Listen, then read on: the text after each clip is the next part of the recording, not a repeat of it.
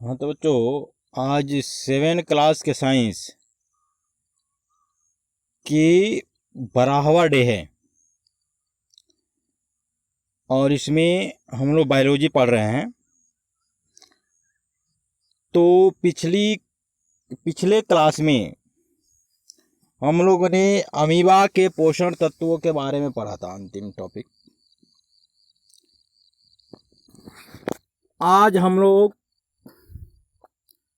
मनुष्य में पोषण के बारे में पढ़ेंगे। आज का जो टॉपिक है वह टॉपिक मनुष्यों में पोषण है, यानी मनुष्यों में पोषण कैसे होता है। देखिए, हमारा जो शरीर है वह शरीर विभिन्न तरह के कोशिकाओं से मिलकर के बना है और इन कोशिकाओं को जीवित रखने के लिए हमें ऊर्जा की जरूरत होती है और ऊर्जा हमें भोजन से मिलता है, इसलिए भोजन को करना पड़ता है।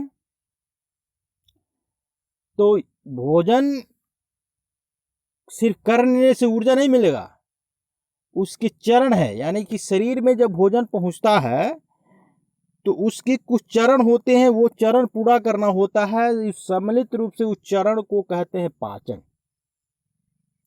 तो पाचन क्या है कि जो हम भोज्य पदार्थ लेते हैं, जो हम भोजन करते हैं और उसमें जो पोषक तत्व होता है, उस पोषक तत्वों को अलग करना, छोटे छोटे टुकड़ों में बांटना, ही पाचन कहलाता है।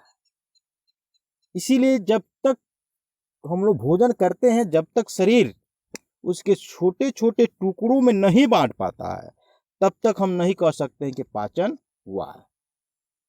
और ऊर्जा भी हमें नहीं मिलेगी। तो ऊर्जा तब मिलेगी जब वो भोजन करते हैं और वो जब छोटे छोटे टुकड़ों में बढ़ जाता है तो हमें कहते हैं कि भोजन पच गया और ऊर्जा मिलती है ना। तो पाचन क्या है? वह प्रक्रिया जिसके द्वारा भोजन, खाया गया भोजन छोटे छोटे टुकड़ों में विभक्त हो जाता है, या भोज्य पदार्थ सरल तथा घुलनशील पदार्थ में विभक्त हो जाता है, उसे पाचन कहते हैं। तो पाचन तंत्र, यानी ये जो पाचन होता है वह एक तंत्र के द्वारा होता है जिसको पाचन तंत्र कहते हैं। यानी एक अंग इसमें भाग नहीं लेता है, बहुत सारे अंग इसमें भाग लेते हैं, इसलिए इसको तंत्र कहते हैं। एक तंत्र के द्वारा होता है। तो पाचन तंत्र का काम है कि जटिल भोज्य पदार्थ को सरल भोज्य पदार्थों में विभक्त करना ही पाचन तंत्र कहलाता है। तो पाचन तंत्र मुख से ही शुरू होता है।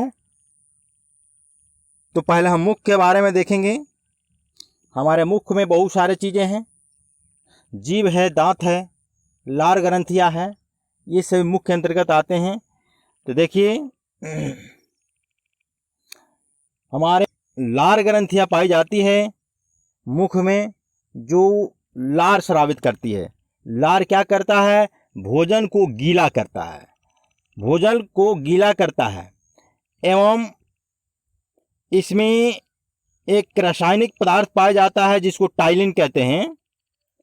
टाइलिन, यह टाइलिन क्या करता है? यह टाइलिन जो होता है, जो भोजन में स्टार्च होता है, उसको शर्करा में बदलने का काम करता है और जटिल भोज्य पदार्थ को सरल पदार्थों में बदलता है। जटिल भोज्य पदार्थ को सरल भोज्य पदार्थों में करता है। तो जो ये होगा, हमारा लगा लार ग्रंथियों के बारे में हुआ। अब दांत है, तो दांत भी 4 प्रकार के होते हैं। दांत 4 प्रकार के होते हैं जो इसमें दिखाया गया है चित्र देखो चित्र दिखाया गया है वयस्क पुरुष के जबड़े दिखाए गए हैं। तो देखिए वयस्क पुरुष में 32 दांत होता है और वह 32 दांत अलग अलग तरह के होते हैं। यानी देखिए जो दांत होता है पहले होता है कृंतक। देखिए कृंतक आगे वाला दांत जो है जिससे काटा जाता है, सेब वगैरह काटते हैं, तो वह कृंतक होता है। ठीक है। और कृंतक के द्वारा काटते हैं कोई चीज तो हम ओठों के द्वारा उसको माउथ के अंदर ले जाते हैं। उसके बाद आता है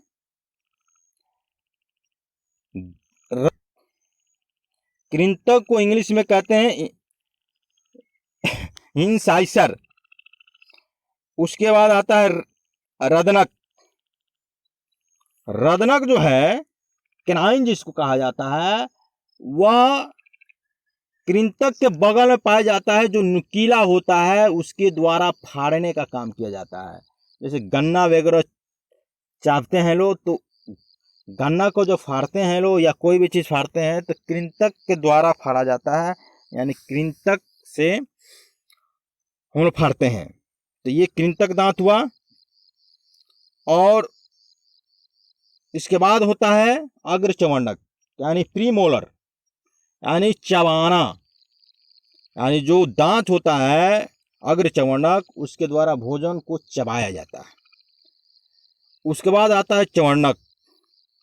तो चवर्णक क्या है? चवर्णक के द्वारा भोजन को पीसा जाता है। और जब ये भोजन पिसा जाता है तो फिर उसको निगलने का काम किया जाता है, निगल दिया जाता है। ठीक है। उसके बाद माउथ में जीभ भी पाया जाता है, जीभा। तो ये जो जीभ होता है, तो जीभ के बारे में हम भली भांति जानते हैं कि जीभ के द्वारा हम बोल भी नहीं सकते हैं और किसी तरह के स्वाद का अनुभव नहीं कर सकते हैं। यानी जीभ में विभिन्न तरह के स्वाद कलिकाएं पाई जाती है। तो देखिए ये चित्र 2.5 में दिया गया है कि सबसे बाहरी वाला भाग यानी जीभ का जो बाहरी वाला भाग, जो रदनक दांत कृंतक दांत में जो सटता है जीभ का भाग, वह भाग में उसी भाग के द्वारा हमको मीठा का अनुभव होता है। और नमकीन यानी जीभ का जो साइड वाला भाग होता है, उस साइड वाले भाग से नमकीन का अनुभव होता है। देखिए, और जीभ का जो साइड से थोड़ा ऊपरी भाग होता है, यानी बीच वाले भाग कह सकते हैं, बीच वाले भाग, जीभ के बीच वाले भाग में खट्टा का अनुभव होता है। और जीभ का वह भाग जो हमारे गला से जुड़ा रहता है, जहाँ इपीग्लोटिस है, वहाँ पे अगर जो जीभ का भाग जुड़ा रहता है, उस भाग पे कड़वा का अनुभव होता है। ठीक है। तो इस तरह से हम लोगों ने देखा कि जीभ के कई भाग हैं और इन्हीं भागों के द्वारा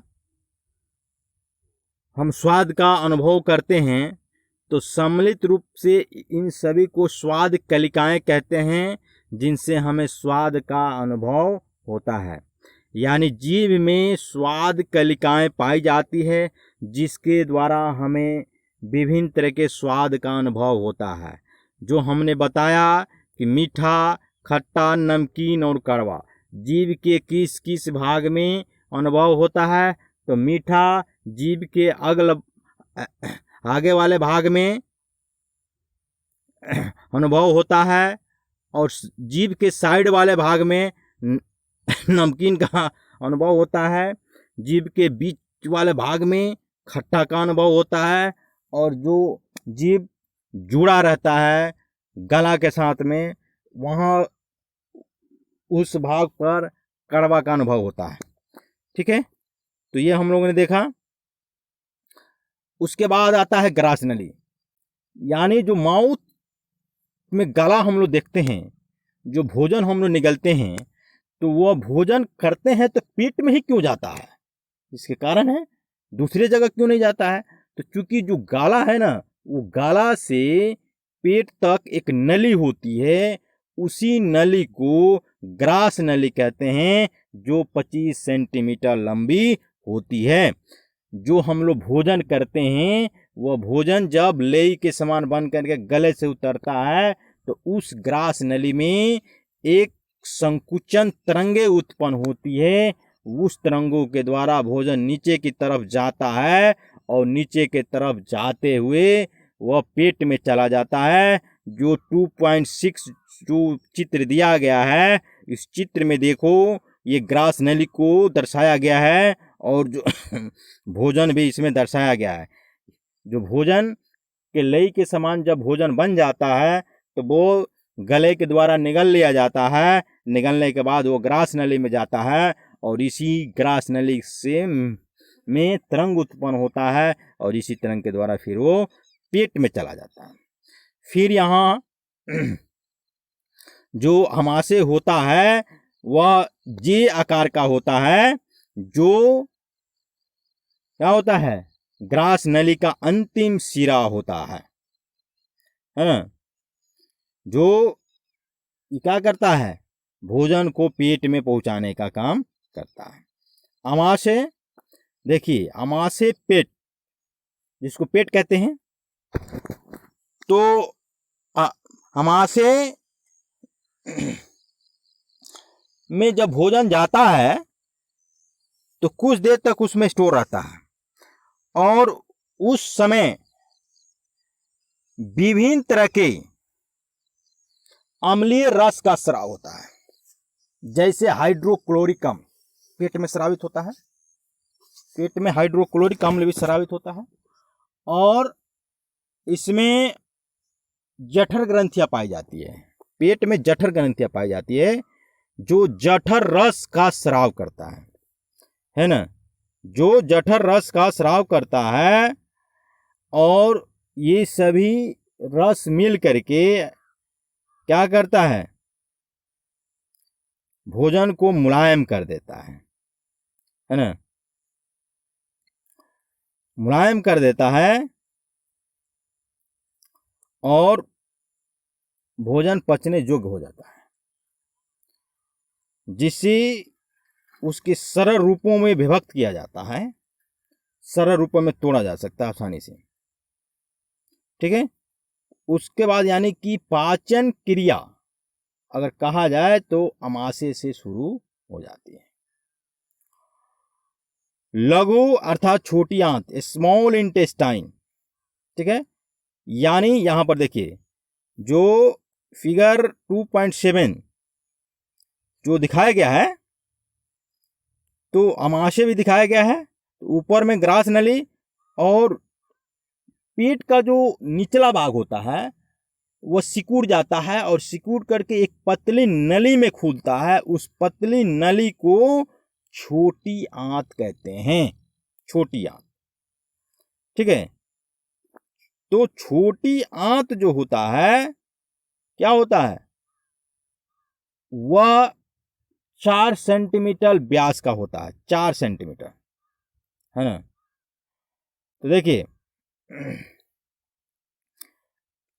तो छोटी आंत 4 सेंटीमीटर व्यास का एवं 5 मीटर लंबा होती है। ठीक है, और इसमें बहुत सारी ग्रंथियां पाई जाती है, जो पाचक रस को स्रावित करता है। इसी ग्रंथि में पित्त का रस आता है, और आग्नाशय से जो पाचक रस आता है वो भी आता है, और छोटी आंत का जो दीवार है, जो इसमें कोशिकाएं हैं, वह एक छोटी छोटी ग्रंथियां होती है, और जठर छोटी आंत से विभिन्न तरह के पाचक रस स्रावित होते हैं। ठीक है, तो वह भोजन को और मुलायम कर देता है, और इसी आंत में पूर्ण पाचन होता है। छोटी आंत में पूर्ण पाचन होता है। इसका नाम छोटी आंत क्यों पड़ा? क्योंकि इसका व्यास 4 सेंटीमीटर मोटा होता है, ये लंबा 5 सेंटीमीटर होता है।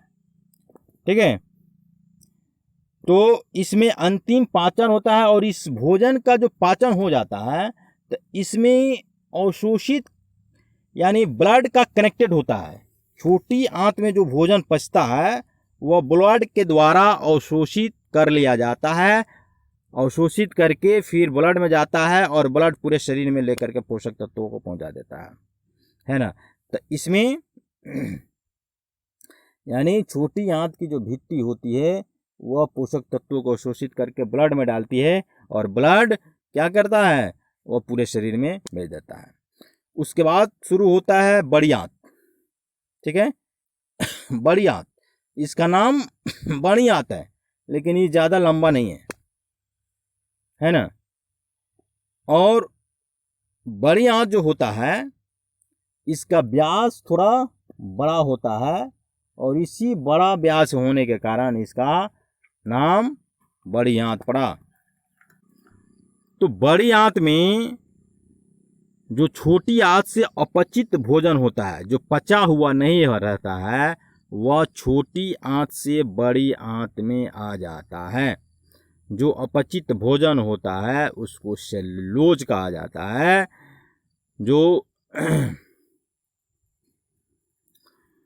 और देखिए, और यहाँ से अपचित भोजन यानी बड़ी आंत से अपचित भोजन मलाशय में जाता है और मल के द्वारा सीधा शरीर से बाहर निकल जाता है। ठीक है, तो इसको बड़ी आंत क्यों कहते हैं? क्योंकि इसका व्यास जो होता है वह 6.5 सेंटीमीटर होता है और लंबा 1.5 सेंटीमीटर होता है। लंबाई जो होता है इसका कम है, व्यास जो होता है इसका मोटा है। इसी व्यास के मोटाई के कारण इसका नाम बड़ी आंत पड़ा। और छोटी आंत उसको पड़ा जो हम लोगों ने छोटी आंत को देखा। छोटी आंत लंबा में 5 मीटर था, ये बड़ी आंत लंबा में 1.5 मीटर है। तो कहेंगे कि ये ना बड़ी आंत होनी चाहिए, तो नहीं, इसका व्यास जो है वह छोटा है। छोटी आंत का व्यास 4 सेंटीमीटर, बड़ी आंत का व्यास 6.5 सेंटीमीटर, इसीलिए इसको छोटी आंत बोला गया और इसको व्यास के कारण इसको बड़ी आंत बोला गया। ठीक है, तो आज हम लोग यहीं रहने देते हैं। प्रश्न लिख लो कि मनुष्य में पाचन तंत्र क्रियाओं का वर्णन करें। मनुष्य के पाचन तंत्र क्रियाओं को देखिए, थोड़ा लंबा क्वेश्चन होगा और इसमें एक ही क्वेश्चन देंगे कि मनुष्य के पाचन तंत्र क्रियाओं का वर्णन करें। ठीक है, धन्यवाद, फिर अगले क्लास में देखेंगे।